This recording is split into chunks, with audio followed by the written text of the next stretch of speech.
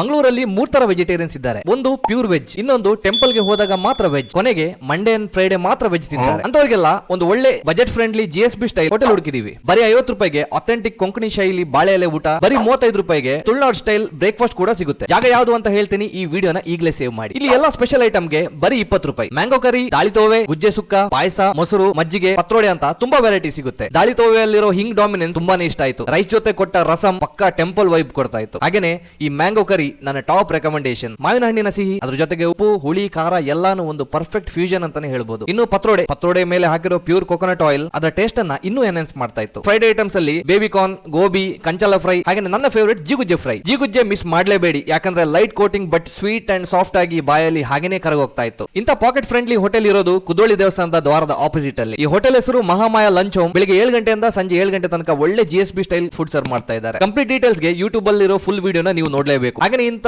Interesting food ವಿಡಿಯೋಗಾಗಿ ನಮ್ಮ page ನ follow ಮಾಡೋದಕ್ಕೆ ಮರಿಬೇಡಿ. ಈ ವಿಡಿಯೋನ ನಿಮ್ಮ ಫುಡಿ ಫ್ರೆಂಡ್ಸ್ ಗೆ ಈಗಲೇ ಶೇರ್ ಮಾಡಿ ಬ್ರೋ.